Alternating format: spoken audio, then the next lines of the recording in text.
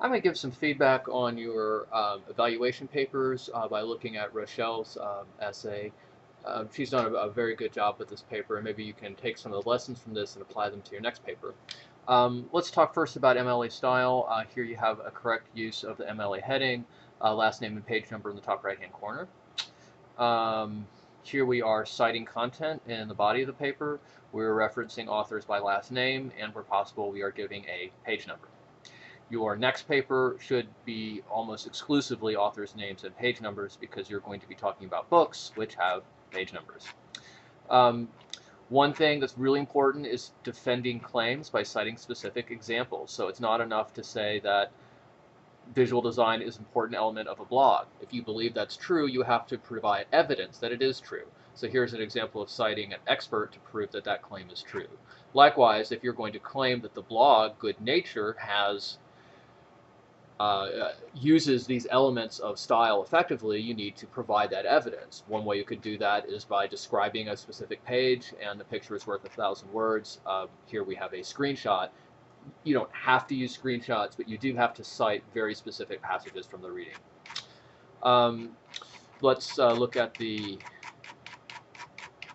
works cited page. Here we have works cited entries, not quite correct. Here's an example for works cited entry. I'm going to recommend using the Microsoft Word feature that automatically creates your works cited entries for you. It would save you a lot of trouble. In terms of an introduction, you want to make certain you clearly are stating the main point of an essay.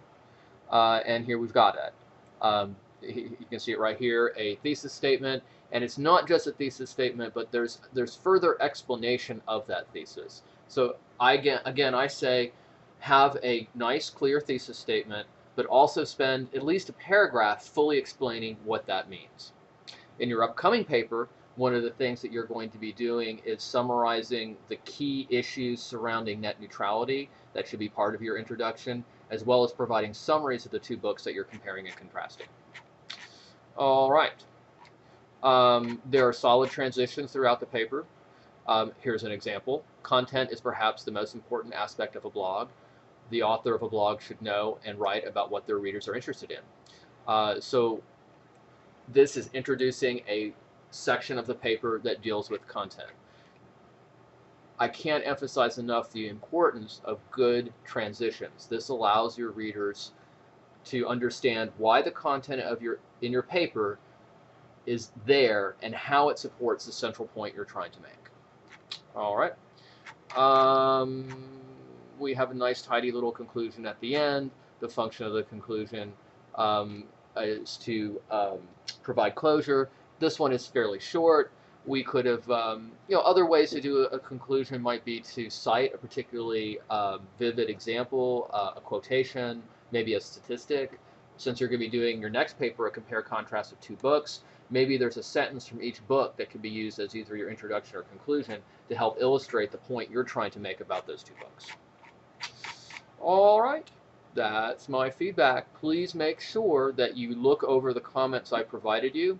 Sometimes I provided comments like this where I have written on the paper itself. Sometimes my comments are just text that is appears inside the gradebook, but please make certain that you review that. All right, thank you.